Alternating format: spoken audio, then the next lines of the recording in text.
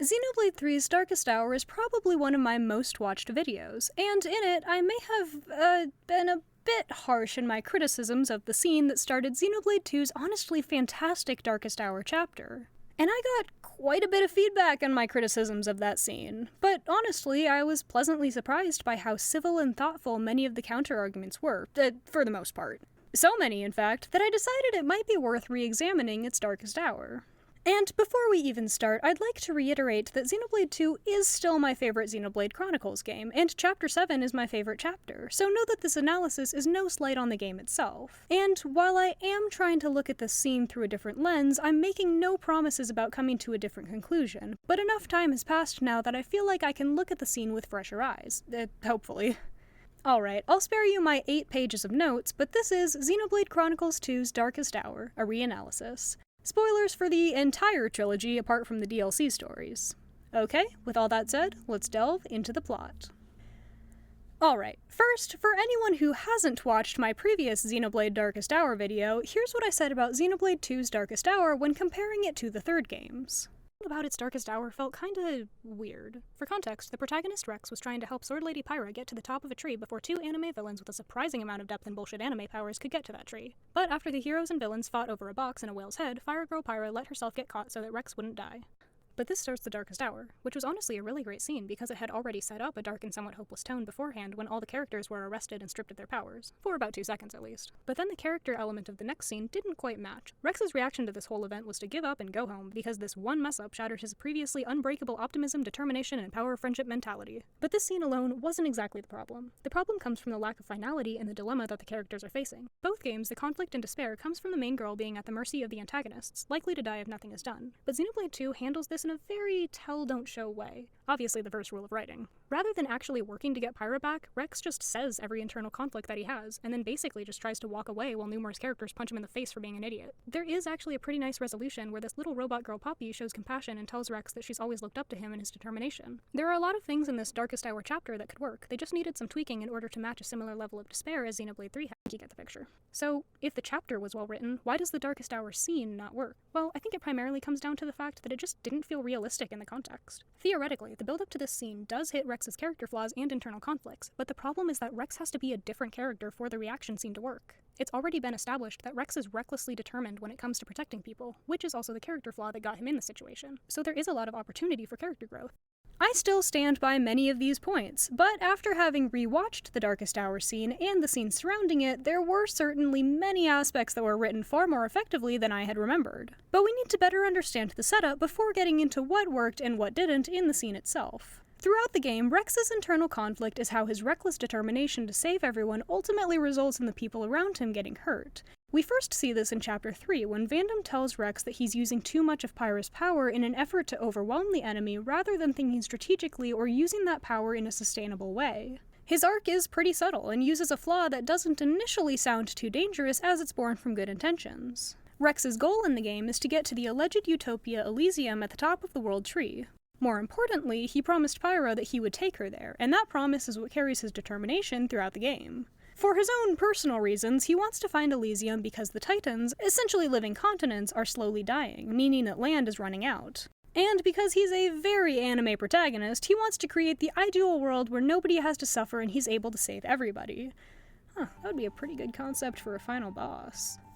Now, before I get to the actual Darkest Hour scene, I should address something that I think only a few people actually mentioned in the comments of the last Darkest Hour video, but I felt I should touch on anyway. That being whether or not the scene I analyzed was actually the Darkest Hour, because a scene towards the end of the game checks off a few of these Darkest Hour bingo squares as well. This scene is when the main cast finally reaches Elysium and realizes that it's a desolate wasteland. After pressing onward for a bit, the protagonist is thrown into a dream sequence where fictionalized versions of his allies yell at him for being a reckless child who strung them along this fruitless journey that led to the lie of Elysium. And while this is a mostly good sequence, maybe relying a little too much on dialogue, is this actually the Darkest Hour?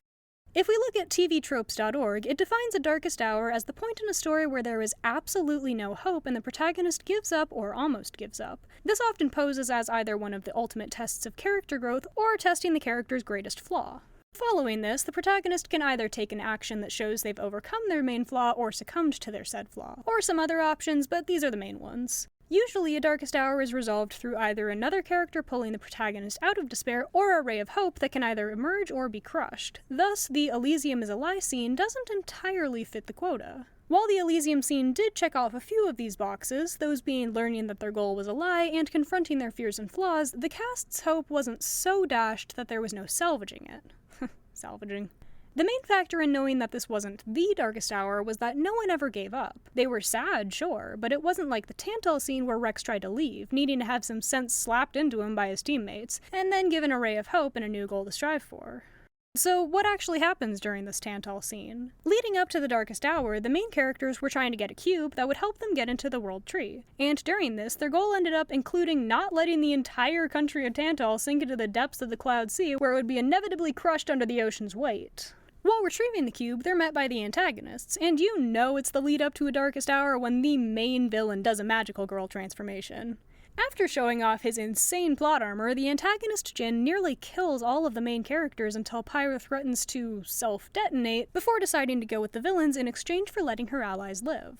This is actually a very good parallel to the end of the game when Pyra sacrifices herself to save the world, forcing Rex to accept both Pyra's decision and the fact that he can't save absolutely everybody, and that trying to save Pyra will only put everyone else at risk. But back to the current scene, once Jin takes Pyra, he says this. Look at the state of you. You hadn't even noticed. Your own blade has been wounded so deeply, and all you can think of is yourself. You awakened the Aegis. I thought you might have been different. But you're just a fool. A pitiful, childish fool. Great lines, great antagonist. Jin definitely makes my top favorite characters list. And his words definitely hit at Rex's flaws. The dialogue essentially calls Rex out for being too reckless and not understanding how his tenacity can hurt his allies. You know, I really am trying to come to a different conclusion about this darkest hour, and I do really love the setup for the scene. From the hype and hopelessness the cutscene builds, the stakes, the dynamics, Bridget opening her eyes for the first time and she's so beautiful. But in terms of how it sets up the following scene, it wasn't Rex's fault. He wasn't being reckless. The main characters were trying to stop the country from utter annihilation. The alternative would have been death for the cast and everyone in Tantal. That wouldn't be very protagonist of him. And even during the fight, both Rex and Mithra were trying to stop Jin and his lackeys, so it wasn't like Rex was recklessly charging into a fight that could have been avoided. The only thing that makes this partially his fault is that Pyra threatened to nuke herself to protect him. However, I do love the visuals that complemented Jin's words. The way Pyra collapses into his arms creates the perfect setup for his observations about Rex's oblivious nature when it comes to the consequences of his actions. And the scene is a very good way of 1, giving the antagonists a victory, and 2, taking away the source of the protagonist's motivation, that being Pyra. Looking at Xenoblade 1 and 3, it doesn't have to be the protagonist's fault. It isn't in any of the games. But the character flaw is still what Xenoblade 2's Darkest Hour focuses on, which creates the idea that losing Pyra should have been Rex's fault if they wanted to keep the Darkest Hour's focus to remain consistent. If we look at Xenoblade 1's Darkest Hour, it was definitely not Shulk's fault that he got shot through the chest and had a god pop out of his heart. But the Darkest Hour wasn't focusing on this being Shulk's fault, and was rather focusing on the consequences of the scene that preceded it. Shulk had learned that he was a corpse being used as a tyrannical god's puppet for his entire life, which then caused him to question the validity of his goal and existence. Because of this segue into why he should live and press on, Shulk was able to resolve his Darkest Hour in a way that contemplates and gives an answer to why he was doing any of this in the first place. Same with Xenoblade 3. Noah isn't to blame for, protagonist Noah isn't to blame for Mio's imminent death or the capture of the main cast. However, because the Darkest Hour involves the cast not being able to save Mio, which was their original goal, this causes a philosophical discussion about both the why of their journey as well as the world building and whether or not any of this was worth it or meant anything. And having the characters ponder this sparks not only the Darkest Hour's resolution, but the resolve to continue the rest of the story. So, did Xenoblade 2 achieve this? Well, sort of. I have to give the game some credit, it wrote this scene far better than I thought it did. The visual storytelling was pretty good at the beginning of the scene. Without saying any words, the visuals were able to show exactly what was going through Rex's mind. A bird flying towards the world tree, Pyra's broken sword, the wound that both he and Pyra share, then panning to the piece of Pyra's core crystal that's planted in Rex's chest. This was all a great setup to establish the scene's tone. And then they start talking. I'm done. Done? When I became the driver of the Aegis, her driver, I felt like I could do anything. But I was just kidding myself. All I've managed to do is hurt her. Again and again. So, I'm done. You know, the dialogue isn't too bad on Nia, Bridget, or Poppy's side, and I liked what each character brought to the scene. She got herself caught to save you. I know. So what? So what? Those guys are way out of my league. I can't beat them. It's hopeless. I understand that now. She'll be safe with them. They're not going to hurt her like I do. Idiot! Hurts, yeah? But that pain's nothing compared to what Pyra must be feeling right now. She went with those bastards knowing full well how much it would hurt. For our sake, not hers. I get it. As I watched more of this scene, I began to see the same issues that I had before. Initially, I believed that the flaw with this scene was, in part, due to the over-monologuing and lack of show-don't-tell. But upon re-examination, the fact that this is primarily dialogue doesn't actually seem to be the issue. In dialogue, you want characters to attack and defend for or against a specific idea. Nia's dialogue is done quite well and in character, and Rex has a fairly good defense at the beginning, apart from thinking that the main villains of the game aren't going to hurt the woman who literally almost murdered one of them and eternally traumatized the other in their collective backstory. But the other defenses do line up with this conflict. However, as this get in line to punch the main character scene goes on, it turns from an argument into a lecture. There isn't much offense and defense, instead turning solely to attacking. The fact that Rex isn't either defending or coming to a new conclusion about his defense causes this scene to stagnate until Poppy's fake-out punch. The dialogue isn't actively moving the plot forward because Rex stays in the same mood throughout the whole sequence. If we look back at Xenoblade 3, the mood in the Darkest Hour evolves and changes based on external input clashing with internal resolve. Noah starts out angry and desperate to escape and save Mio, then hesitant to call out her name in fear that she won't answer, then shocked and devastated at the realization that characters who die at their homecoming, as Mio will never be reborn, then back to rage at N for doing this. It shifts to contemplation and solemn hope, then heartbreak, and ultimately ends in tragedy until the Darkest Hour gets resolved. Shifting the mood of a scene makes the emotions hit so much harder, which is another point I have to put in Xenoblade 3's favor and what I'm referring to when I say that Xenoblade 2's Darkest Hour seemed to dwell in the same mood without much progression. Granted, Xenoblade 1 also lacked this mood progression, but was far more concise and less dire of a scene, which makes this a bit more reasonable. Another common defense I saw in the comments of my last Darkest Hour video was that Rex is just a child, well, technically a teenager, and can't be expected to react rationally. And I do somewhat agree with this sentiment, but something that many writers have to learn the hard way is that characters aren't people. Unless the story portrays a very realistic interpretation of a child or teenager, the character's actions will favor their internal conflicts, flaws, strengths, and beliefs, rather than the realistic reactions expected of their age. For example, Edward Elric from Fullmetal Alchemist. He's roughly Rex's age, and his age is brought up a lot through the series, and does somewhat impact his rational thinking, but only in a consistent way that aligns with the core of his character. If we bring this back to Rex, he's written in a similar way, where, while his age is brought up multiple times and does affect his decision-making, the core of his character is favored over portraying him in a more realistic way, and I don't say this as a bad thing. When I say characters aren't people, I mean it in the way that they're more focused, therefore lending themselves better to a story and personal arc. Humans don't have one defined flaw and arc in their lives. If we did, there wouldn't be ever-changing goals to strive for, and there would be nothing to aim for after the resolution. All this to say that characters aren't people is by no means a negative, but does mean that whatever the character is struggling with has to make sense with their established character core. And another point in Xenoblade 2's favor is that, well, it does align, for the most part. Rex is reduced to a mere powerless child, apart from his battalion of blades that aren't Pyra. He has to realize the hard way that he was only allowed to be so reckless because he had the literal power of God and anime at his side, which was then taken from him. I mean, without Pyra and Mithra, he only has Rock, Nia, Dromark, a robot girl, a simp, the strongest blade and driver of Morardain, and an equally powerful exiled prince. How could he possibly face the villains?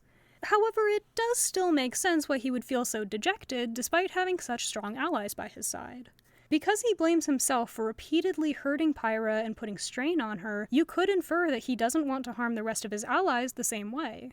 But ultimately, the scene does feel, well, kinda like a squabble.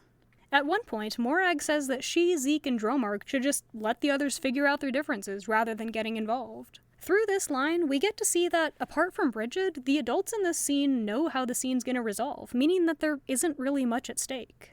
On the other hand, this is a story about, well, existentialism and memories, but also about Rex growing up, so this could simply serve as another step toward that. Especially since Morag is one of the more mature characters and would have reason to trust that Rex will ultimately make the right decision. This whole coming-of-age aspect comes back in the resolution to the Darkest Hour as well. When the King of Tantal tells the characters about a secret third magical sword, Azurda asks Rex if he's ready to take on the responsibility of being the driver of the Aegis, to which Rex says yes, thus starting the main arc of my favorite chapter in the trilogy. And with this resolution, Xenoblade 2's Darkest Hour really does fit the textbook definition of a Darkest Hour. 1. Take away the source of the motive and/or let the villains win. 2. Hope is lost and the protagonist gives up or nearly gives up. 3. They're pulled out of it through an external source such as a ray of hope or another character. 4. The protagonist sets off on a new or altered course where they answer their main flaw and conflict. Even with all of this though, the fact that Morag and Zeke are so casual about Rex's conflict makes the scene feel somewhat like a barrier to the actual plot's progression. But I've talked shit about Xenoblade 2 too much, and I have to defend the fact that this is still my second favorite game of all time. So let's shift our focus to the possible, relatively easy fixes to this scene. I've gone over how the Darkest Hour's focus needs to contemplate and come to a conclusion about why the characters are following their goal in the first place. And Xenoblade 2 had a perfect avenue to explore this after Pyra's capture, and did explore this to some extent. Since she was the main reason behind their goal of getting to Elysium, there was a very good opportunity for a discussion about whether the cast should pursue this goal even if Pyra wasn't there or was killed. I feel like this could have been a stronger argument for the characters to have than trying to convince Rex to save Pyra, but I digress. Alternatively, and I said this in my last Darkest Hour video, if they wanted to keep the focus on Rex's recklessness, he could have come to the same realization about how his actions unintentionally hurt others, and still misinterpret this realization, but in a more in-character way, where he tries to go after Pyra alone so as not to hurt any of his allies, only then ultimately getting people hurt because of his reckless behavior. This would probably be at least the best solution that I can think of to set up the Darkest Hour, as the focus would be able to line up with his prior actions a bit more in this version. But ultimately, Xenoblade 2's Darkest Hour was a lot better than I thought it was, and still checks off essentially every box of what a Darkest Hour entails. Either way, despite the game's flaws, Xenoblade 2 will always hold a special place in my heart. If you disagreed with any of the points that I made, feel free to offer your takes and analyses, respectfully, in the comments. I really, truly appreciate how civil and well thought out the arguments were in the last video, and how genuinely constructive a lot of the feedback was. I probably won't do another video on any Xenoblade Darkest Hours, but maybe Darkest Hours for some other video games. Let me know. And with that, I'm gonna go replay Xenoblade 2 for the 4th, 5th, 6th time. Happy writing. Bye!